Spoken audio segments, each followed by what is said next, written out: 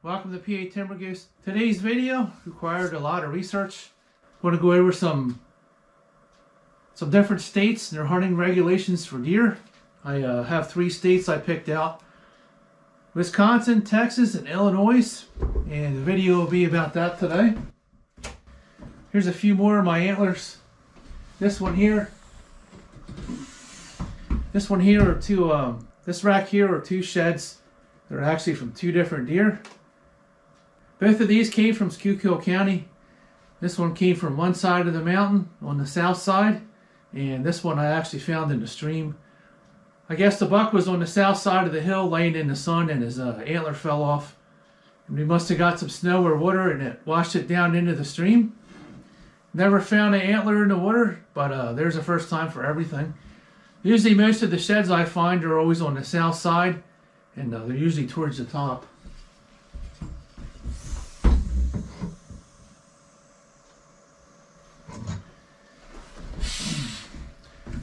Another Schuylkill County buck here. One of my dad's brothers shot this with a 60-pound longbow at 12 feet. He used to like to sit on the trail. He would take a pillow and sit on the trail, no camo, and then when the deer would come running down the trail at him, he would shoot him at point blank. I don't know how he pulled the limbs back on that 60-pound longbow. He gave my dad one, and he couldn't even bend the limbs on it. I tried it too, and I couldn't budge him. He was a very strong bow hunter. There's 2 more sets of antlers in the man cave.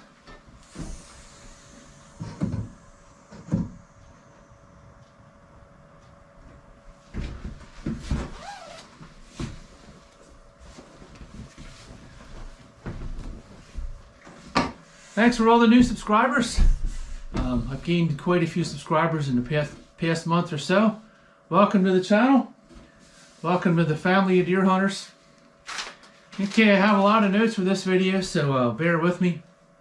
Okay, let's start with Wisconsin. Wisconsin has an estimated deer herd at 1.6 million. Deer hunters, 600,000.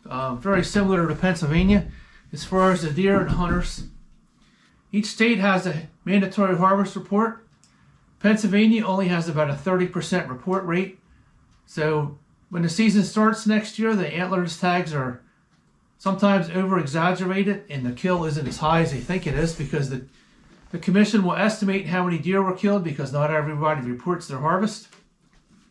Wisconsin has a mandatory harvest report, just like Pennsylvania. You have to report your kill by 5 p.m. the day of recovery. Okay, Wisconsin tags. If you buy a gun tag, the tag will come with 1 or 2 antlerless tags per license, something that we don't do in Pennsylvania. Same thing with archery. If you get archery, you'll get 1 to 2 antlerless tags with your license, and that'll depend on what unit you're going to hunt in.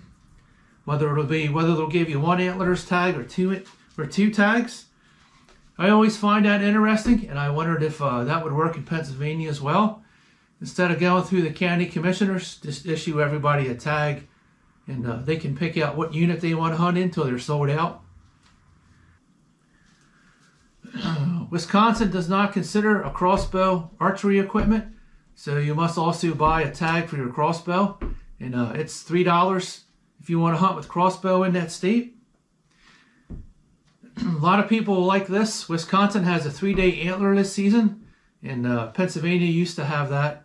Wisconsin has a very high deer population, a lot of deer per square mile, something that we don't lack, something that our state lacks. If you harvest a deer that has CWD and it gets tested and it comes back positive, you will be issued another replacement tag for that deer, whether it's a buck or a doe. So you have a chance to go out and harvest another animal. That's definitely a positive. Wisconsin has no weapons restrictions, so you can use an AR-15. The only stipulation with the AR-15 is you have to fire 75 grain bullets. 55 grainers are illegal. Okay, that's it for Wisconsin. They do have a few rules that I would agree with there, and it would be nice if it came to Pennsylvania. Okay. See if my coffee cooled down here a little bit. Yeah, it's kind of warm. Starting to cool down. Okay, state number 2 would be Texas. Texas is a very hunter-friendly state. Their deer herd is estimated to be 3.6 million deer in the state, and they also have 1 million hunters. Texas is so large that they have 252 counties in the state. I believe Pennsylvania has 52 or 54 counties. So that's more than 4 times the size of Pennsylvania. Texas is definitely a money machine when it comes to deer hunting. Deer hunting in Texas generates $5.3 million in economic output from all the hunters in the state. It's a lot of money coming into the state. Pennsylvania also used to be like that when we had more hunters, but our hunters are fading away also. Mandatory harvest report in certain counties within 24 hours of your deer harvest. A lot of these laws are pretty similar in the different states. Theirs is 24 hours. One thing that a lot of hunters might like here is if you buy a hunting license in Texas, it comes with 5 tags. So that tells you how many deer are available in that state. If you harvest 5 deer, 3 of them can be buck. Only 1 buck can have a 13-inch spread or wider. The other 3 must be smaller than that requirement. And if you shoot 3 buck, you can still shoot 2 doe. That's a lot of deer in the freezer. Crossbows in Texas are considered archery equipment. Texas has no weapon restrictions. You can pretty much shoot whatever you want. As long as you don't have an automatic weapon, you can hunt with suppressors. Very friendly hunting state. Okay, so we did Wisconsin and Texas. The most interesting one here is Illinois. Illinois has a lot of restrictions, and it took me a while to figure out their hunting laws. It took me quite a few days to sit here and read this and take all my notes, try to explain this on camera. Pennsylvania's laws are very reasonable and easy to understand. Illinois is very confusing.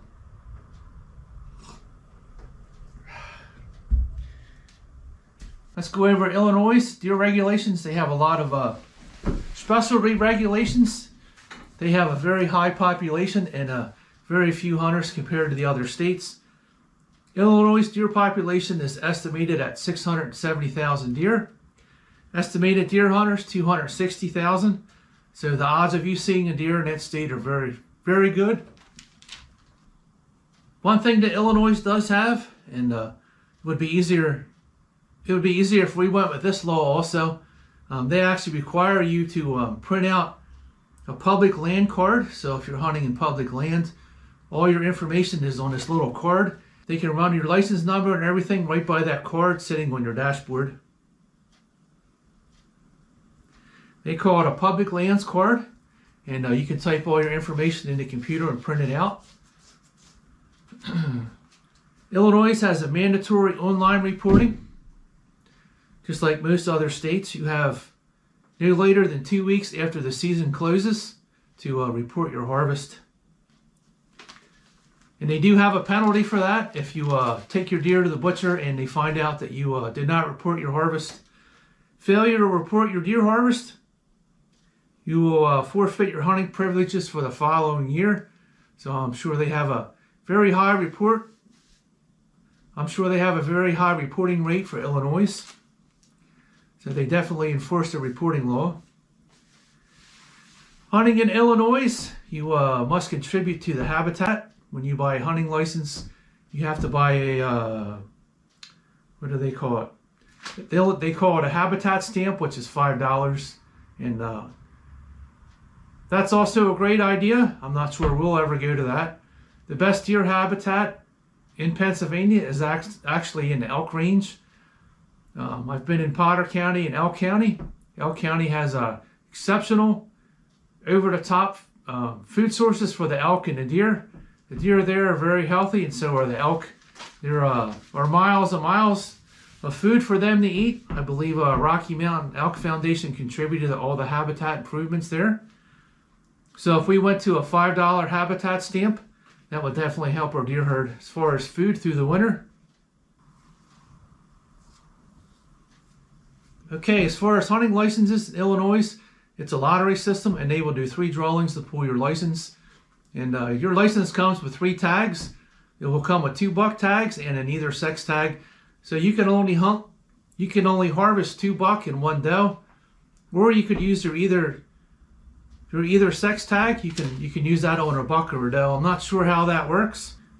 Okay, Illinois is a lottery system as far as their hunting licenses. If you do manage to get a license, it comes with 2 buck tag and an either sex tag for different units.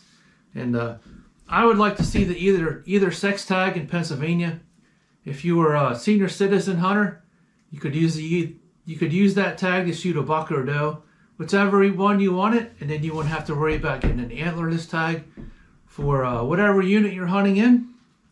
So maybe that'll come to Pennsylvania someday.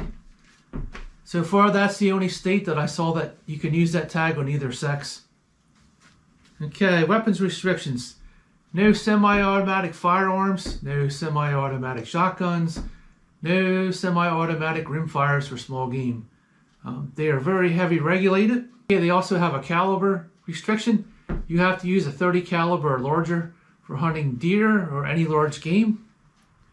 You must also possess a firearms owner card, which is issued through law enforcement. This actually says that you have a right to own a firearm. I'm going to guess it's kind of like a carry permit, and that allows you to have that firearm. So even if you borrow a firearm from a family member, you must possess that card. I guess that's their form of gun control in that state. All their hunting seasons are generally the same. They start sometime in September, and they will run till usually the end of January. All 3 states do have CWD, so they also have CWD zones. They have mandatory tests, which you actually will take the deer to a testing station, unlike PA where you take the head off and put it in a bin with your name and address. Out of all 3 of those, Texas is the most friendly. Texas has the highest deer population. Illinois has the most restrictions on it, but they are known for some very large white-tailed deer. They have exceptional habitat like Wisconsin. If I lived closer to them, I would love to hunt all 3 of them. Okay, that's the end of that short video. Thanks for watching PA Timber Ghost. As always, smash that like button, hit the subscribe button, and we'll see you on the next video. Thanks for watching PA Timber Ghost.